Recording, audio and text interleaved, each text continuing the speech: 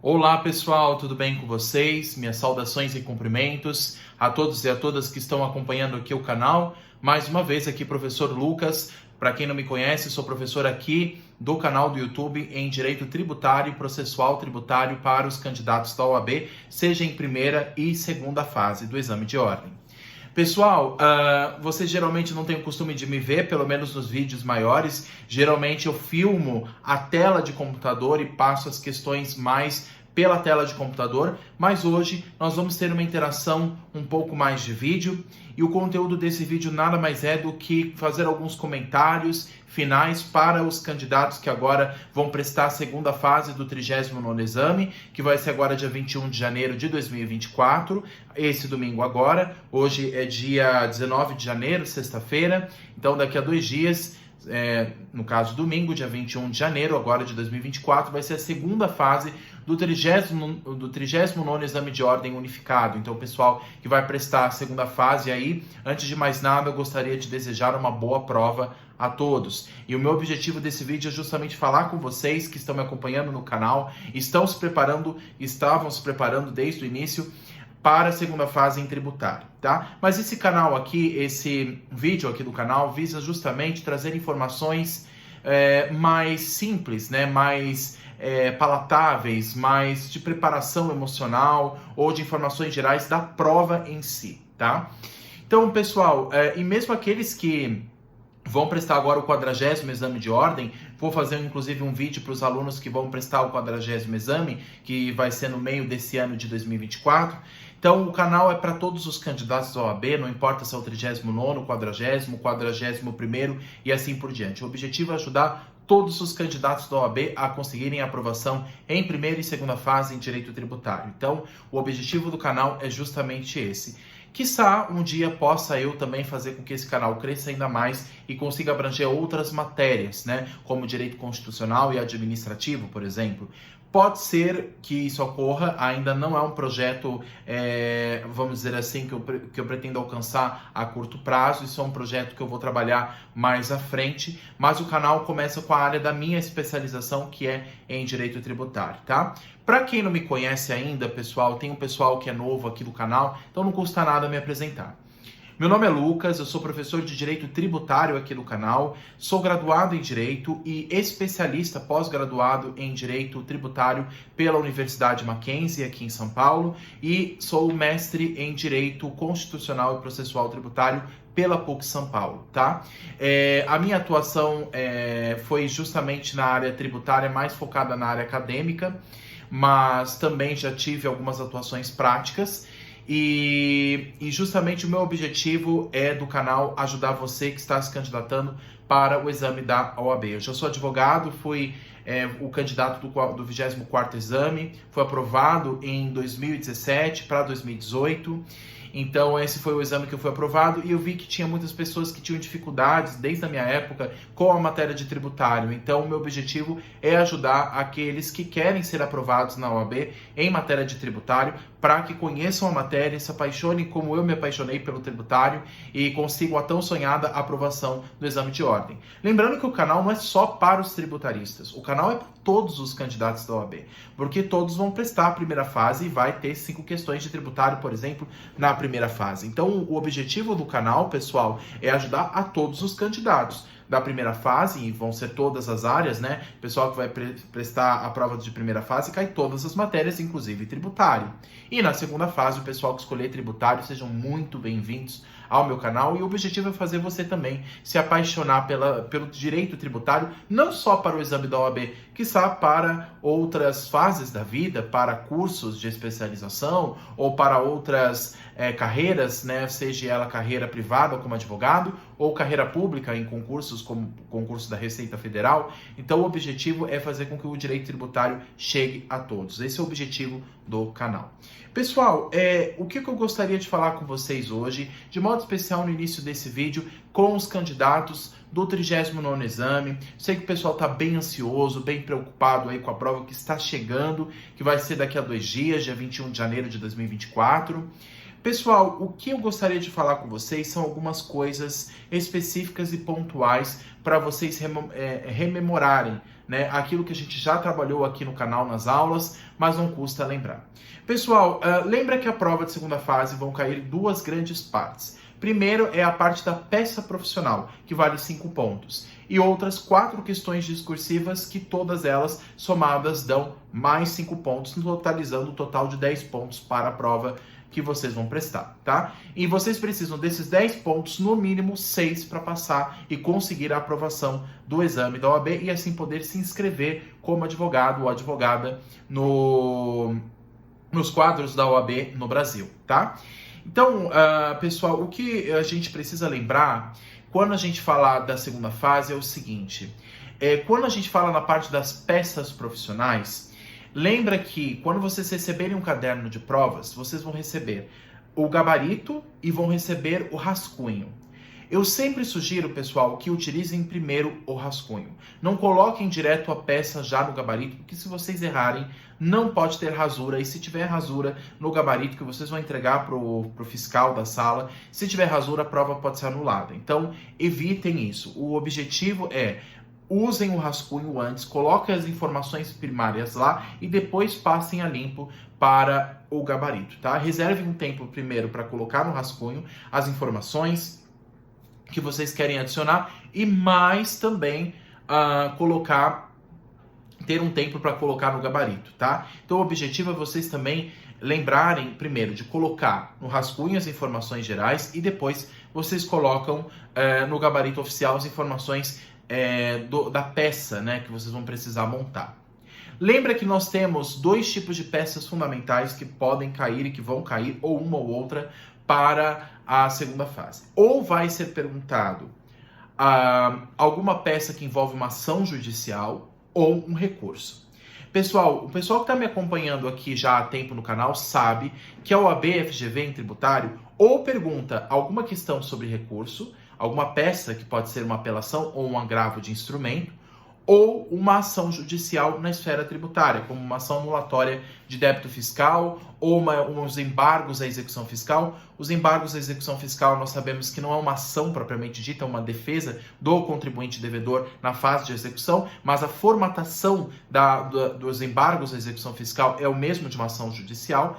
E todos eles, pessoal, é o seguinte: a gente tem que lembrar da estrutura básica. A estrutura básica de um recurso e a estrutura básica de uma ação judicial. Se vocês descobrirem lá na questão de segunda fase que é uma ação judicial, que, por exemplo, o processo que está ali tramitando está na primeira instância, nós estamos falando de um processo de primeira instância e que não subiu para um juízo de segundo grau, então vocês vão propor algum tipo de ação.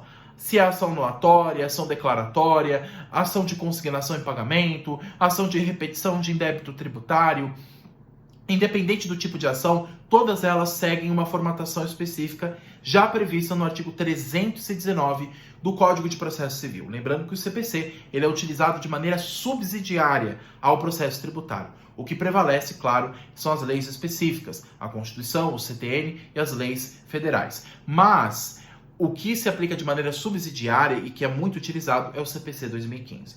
Como é que é a formatação básica de uma petição? Primeiro começa com o endereçamento. Para qual juízo você vai direcionar aquela ação? Se é um juízo estadual ou federal. Abaixo, vocês têm que, claro, colocando um espaçamento, abaixo vocês vão colocar a qualificação das partes. Do autor, do réu, dizer qual tipo de ação que você está propondo, com base em qual fundamento jurídico.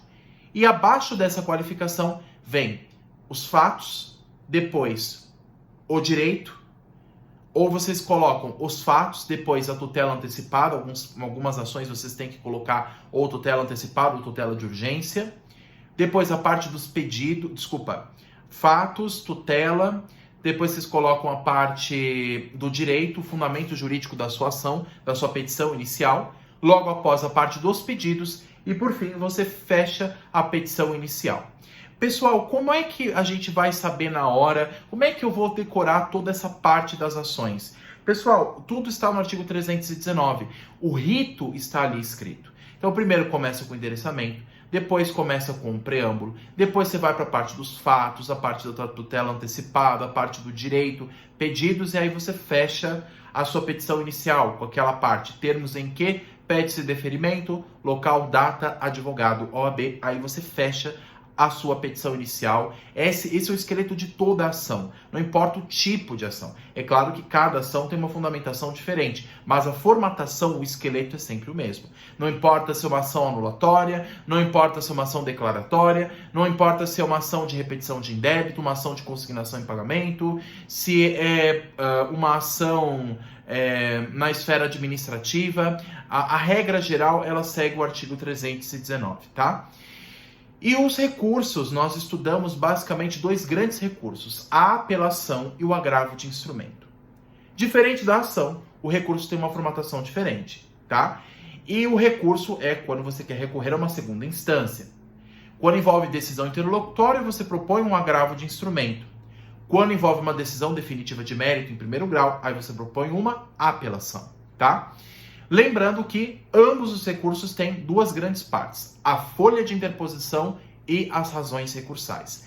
Na folha de interposição, se é um agravo de instrumento, a folha de interposição e as razões recursais, ambas vão ser direcionadas ao juízo de segundo grau.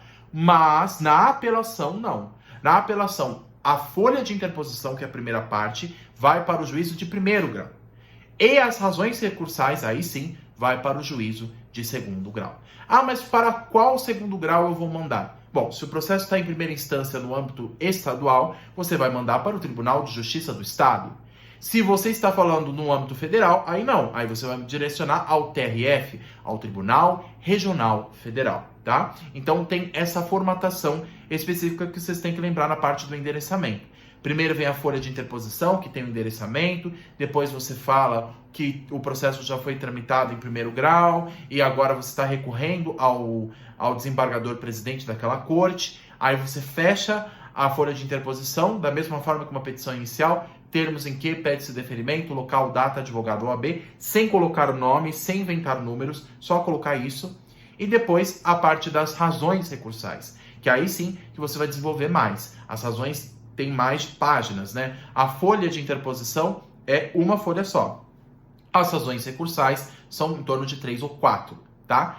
Então, nas razões recursais, vocês vão colocar a parte dos fatos, o cabimento do recurso, tutela antecipada, se for necessário, a parte do direito, a parte dos pedidos, e aí você fecha depois, no final, as razões recursais. Lembrando que são duas grandes partes que não podem faltar em um recurso. Mas o endereçamento muda, como eu falei, seja para um agravo de instrumento, seja para uma apelação. Mas esses recursos, pessoal, pelos exames que eu vi de segunda fase, já tiveram pelo menos 6 ou 7 exames que perguntaram em segunda fase em tributário ou de apelação ou agravo de instrumento. Inclusive, o pessoal que está prestando agora o 39º exame de ordem, o exame anterior do ano passado, de 2023, o 38º exame, adivinha que peça que caiu? Um agravo de instrumento. Então, se cair um recurso na prova de domingo, provavelmente não será de novo um agravo de instrumento. Embora vocês, claro, tenham que ler a questão com cuidado e verificar se é o recurso cabível ou não.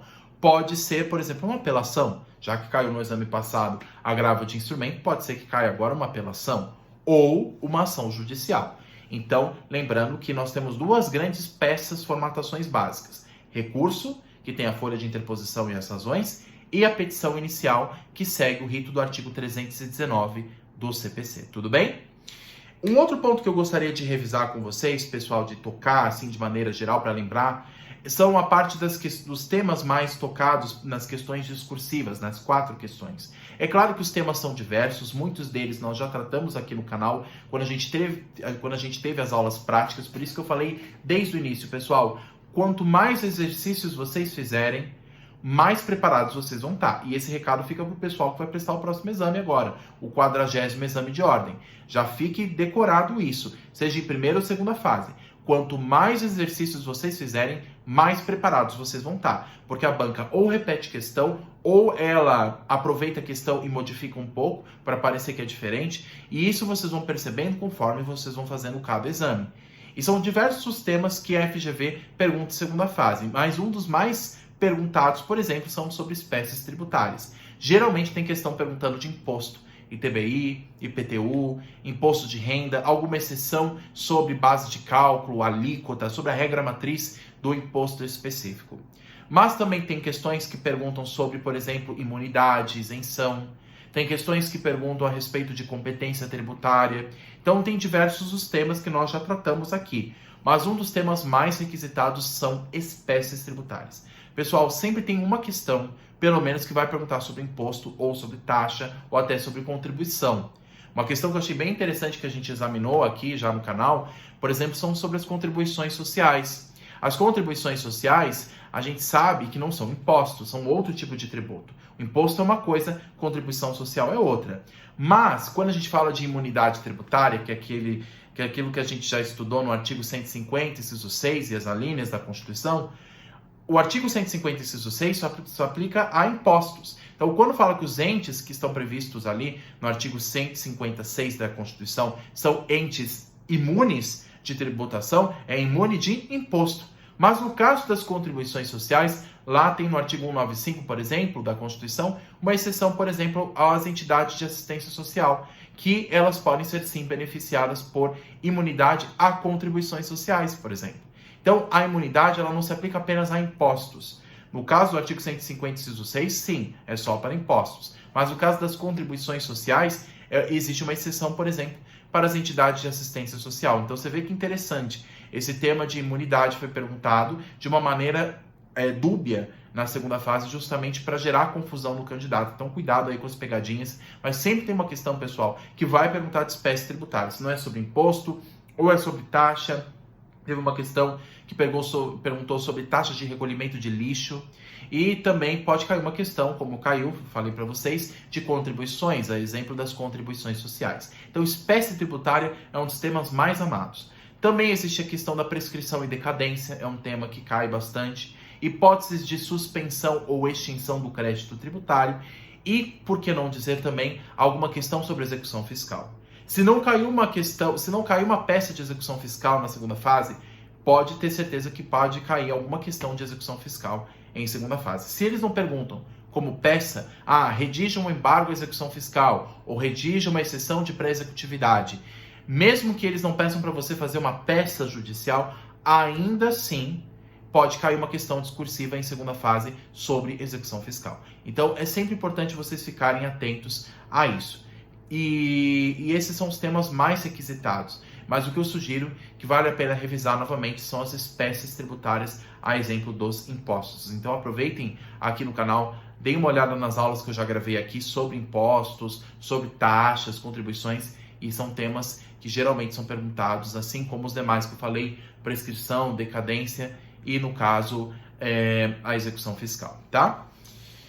Pessoal, uma outra questão que eu gostaria de falar para vocês é, na hora de vocês consultarem o Vadmecum para a segunda fase, tomem cuidado, não coloquem nada anotado no Vadmecum de vocês, nenhum símbolo nenhum, só grifem de maneira bem simples o artigo que vocês acharem pertinente, tá?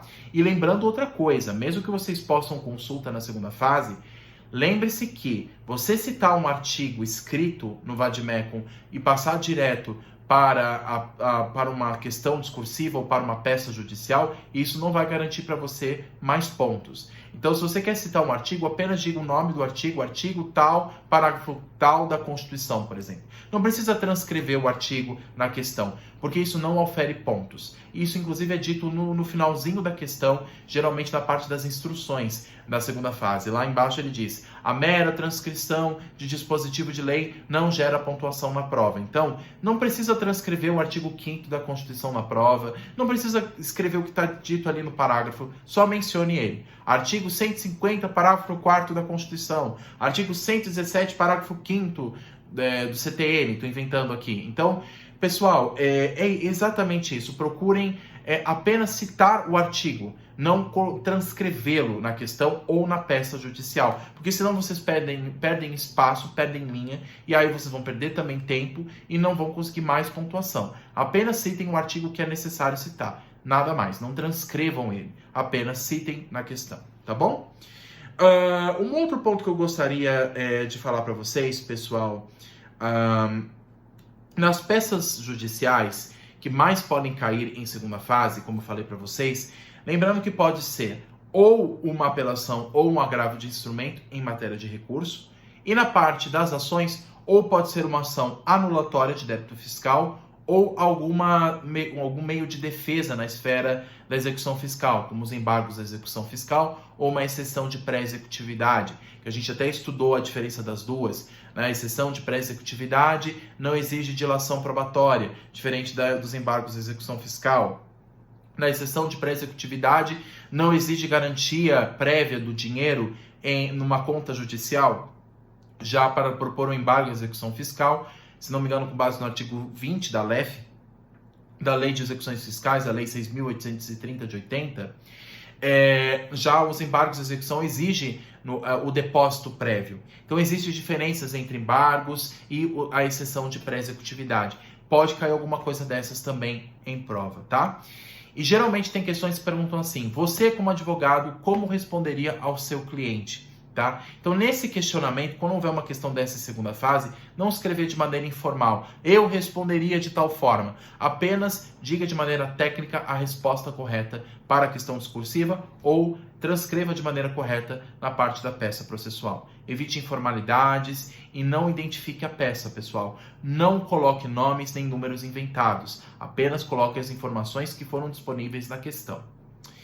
Um outro ponto que eu acho importante, pessoal, falar aqui o objetivo dessa aula é bem simples, é uma aula que não é nem aula, né? É mais um bate-bola aqui, um bate-boca aqui, tranquilo, mais uma revisão geral, assim, bem tranquila, mais para falar para vocês as instruções gerais da segunda fase.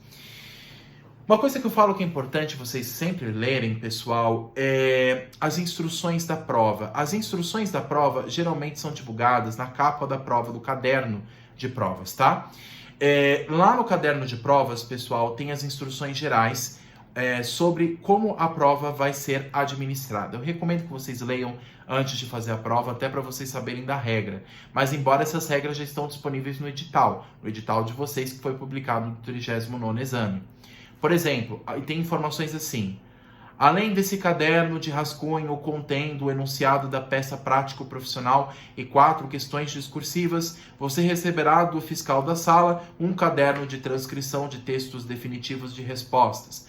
Aí ele fala, com relação ao tempo, 5 horas de prova é o tempo disponível para a realização da prova, já incluindo o tempo para o preenchimento do caderno dos textos definitivos. Então, vocês vão ter 5 horas de prova no total.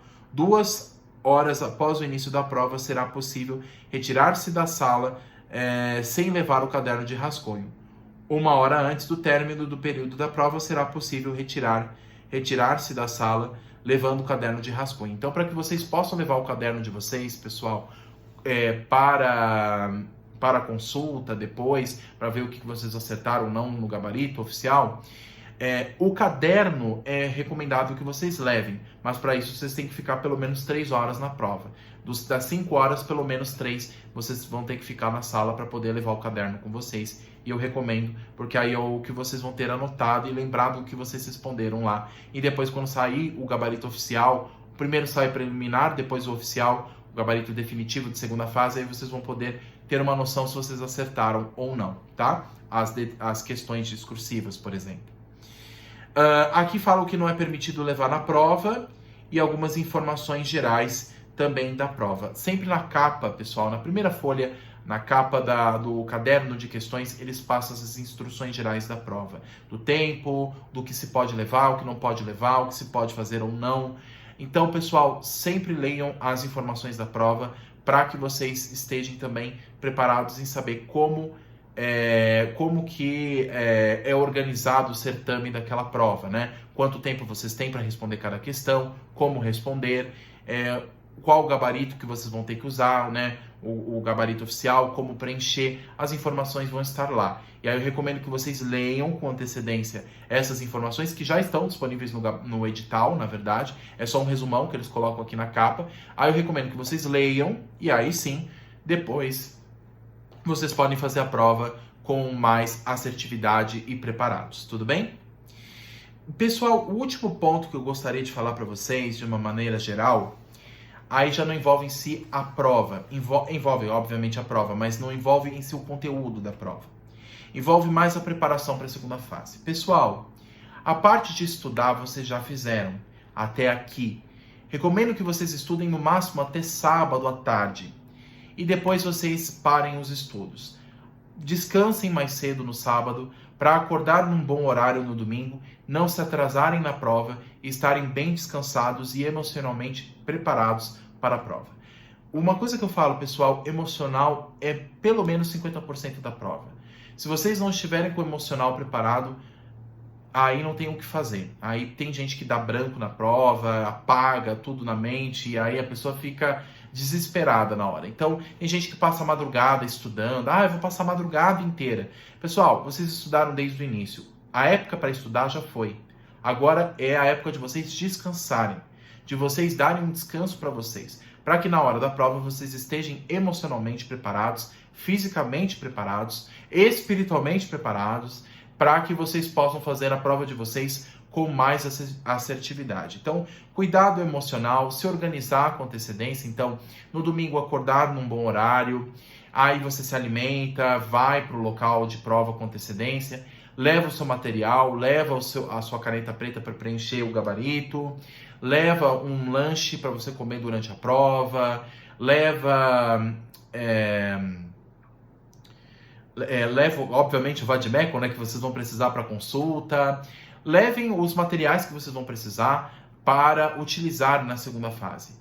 E façam isso, pessoal, com antecedência, tá? Então, preparação é tudo. Preparação, fazer uma boa preparação, saber qual é o local de prova, isso é fundamental. Qual vai ser o local de prova de vocês. Se vai ser no mesmo local da primeira fase ou não, sempre consultem antes para ter certeza. Veja a sala, cheguem com antecedência para ver onde é a sala, o local, o banheiro mais próximo dessa sala para que vocês possam ir e poder fazer essa pausa durante a prova. Então, preparar-se emocionalmente e se organizar no material, nos materiais que vocês vão levar, isso é fundamental, tá? Então, a preparação física, espiritual, emocional é fundamental também, tá? Pessoal, basicamente essas são as informações gerais que eu queria passar para vocês, os candidatos do 39º exame de ordem, tá? Então cuidem do emocional de vocês, lembrem das dicas gerais que eu passei aqui no canal.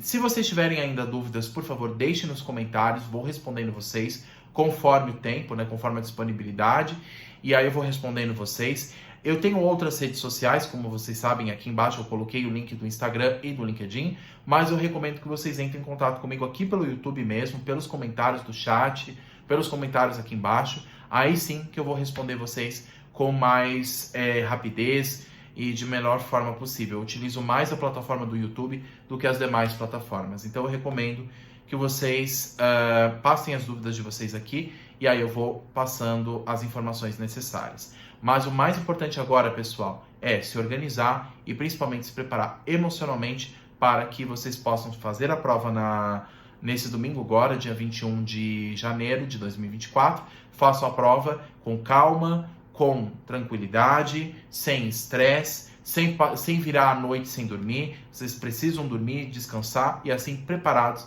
vocês vão fazer a prova, vão fazer muito bem e assim conseguir a tão sonhada aprovação no exame de ordem, tudo bem? Lembrando, pessoal, que a prova vale 5 horas, vale até 5 horas. Eu sou uma pessoa que gosta de fazer as coisas com mais calma. Tem gente que faz a prova com menos tempo, tem gente que faz em 3 horas, em 4 horas, em 2 horas até, mas eu não recomendo isso. Façam com calma, aproveitem todo o tempo de vocês, claro, se organizem antes, e aí sim aproveitem todo o tempo de prova para que vocês respondam todas as questões, não deixem uma sem resposta. Mas eu não sei a resposta, professor. Coloque a mais próxima, não deixe vazio, ainda mais porque é uma questão de segunda fase, pessoal. E se é uma questão de segunda fase, qualquer artigo que você citar ou questão que você possa trazer, pode ter algum ponto que vá somar ali. Você não tende a perder. Você só vai perder se você não colocar nada. Então, preencha as questões, claro, de maneira mais fundamentada possível e façam a peça requerida, tá bom? Pessoal, cuidem do tempo na hora da prova, tempo para colocar no gabarito, tempo para ir ao banheiro, respirar, comer alguma coisa e se organizem para que aí vocês consigam a aprovação e com certeza vão conseguir a aprovação na segunda fase em tributário na OAB, tá? Precisando, estou aqui à disposição, pessoal. Me falem aí depois da prova como é que foi a prova de vocês. como é que foram as expectativas, como é que foi a experiência de vocês em segunda fase, entre em contato comigo, que aí a gente vai trocando ideias aqui no canal, tudo bem?